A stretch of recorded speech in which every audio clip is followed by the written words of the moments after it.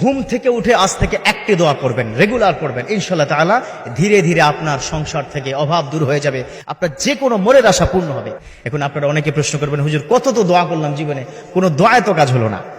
ভুল বলেছেন আপনি, 100% ভুল। আপনাকে একটা তথ্য দিচ্ছি, হাদিসের বর্ণনা। বিশ্বনবী সাল্লাল্লাহু আলাইহি ওয়াসাল্লাম বলেছেন, আমার উম্মতের মধ্যে কিয়ামত পর্যন্ত যত উম্মত আসবে, যত উম্মত যত দোয়া করবে, কোনো দোয়া বিফলে যায় না। আল্লাহু আকবার। কোন দোয়া পৃথিবীর মধ্যে করলে আপনার জন্য মঙ্গল হবে জানেন তিনি কে?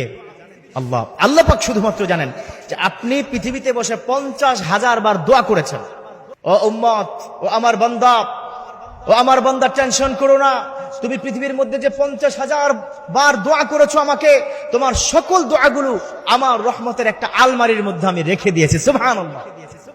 কাল কিয়ামতের ময়দানে বিপদের সময় যখন তোমার গুনার পাল্লা ভারী হয়ে যাবে, তোমার এই দোয়াগুলোকে আমি একসাথে করে সওয়াব দিয়ে তোমার ওই নেকির পাল্লার মধ্যে দিয়ে তোমাকে আমি ক্ষমা করে জান্নাতে পৌঁছে দিব। সুবহানাল্লাহ।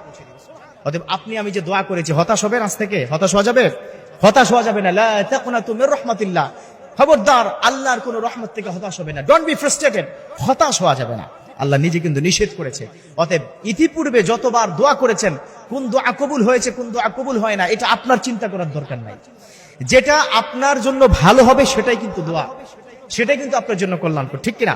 দেখুন, আপনি ব্যবসার উদ্দেশ্যে ঢাকার বাইরে গেলেন, ভাবলেন কোটি কোটি টাকার আমার কি ব্যবসা, এবার গেলে ভালো একটা ইনকাম হবে, অথচ আপনি যাওয়ার সময় রাস্তায় কি মারা গেলেন? আছে না নাই?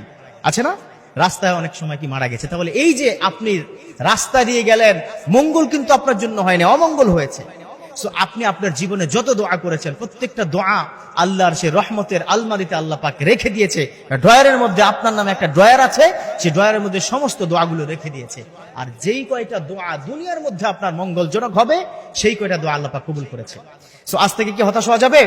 হতাশ হওয়া যাবে না। দেখুন, দোয়া যখন আপনি করবেন, দোয়ার মধ্যে মুখলেস থাকতে হবে, ইখলাস থাকতে হবে। দোয়ার মধ্যে আল্লাহর কাছে আকুতির একটা ভাব থাকতে হবে, চোখে পানি থাকতে হবে, মিনতি থাকতে হবে, মুখের মধ্যে কান্না কান্না একটা ভাব থাকতে হবে। অথচ দেখেন, অনেকে দোয়া করে হাত উঠায় আকাশের দিকে, কিন্তু এদিক সেদিক তাকায়। আছে না নাই? দোয়া করে মনে হয় যে এটা কোনো ম্যাটারই না। আরে ভাই, এত প্রয়োজনে আপনি আল্লাহর কাছে বলছেন, এত অসুবিধার মধ্যে আছেন, আপনি আল্লাহর কাছে বলছেন, অথচ আপনার দোয়ার মধ্যে মনোযোগ নাই, সে দোয়া কবুল হবে না। দোয়ার 3টা আদব। কয়টা আদব? 3টা আদব। নাম্বার 1 হচ্ছে দোয়া করতে হবে আরশের দিকে হাত উঠিয়ে, এভাবে হাত উঁচু করে। অনেকের স্বভাব আছে হাত এমনি ধরেন, অনেকের স্বভাব আছে এভাবে ধরেন, অনেকের স্বভাব আছে হাতটাকে নিচে নামান। নো, আল্লাহর কাছে যখন চাইবেন, we don't know how to ask two Almighty, আমরা কিন্তু চাইতে জানি না কিভাবে চাইতে হয়। শিখতে হবে আকাশের দিকে হাতটা উঁচু করে, এভাবে আপনারা 1 নম্বর দোয়ার আদব। 2 নম্বর দোয়ার আদব হচ্ছে আপনার মুখের মধ্যে একটা কান্না কান্না ভাব থাকবে, চোখের মধ্যে যদি পানি নাও আসে, আপনার এমন একটা ভাব থাকবে যে আপনি প্রচন্ড পরিমাণে কষ্টে আছেন, আল্লাহর কাছে ক্ষমা চাইছেন।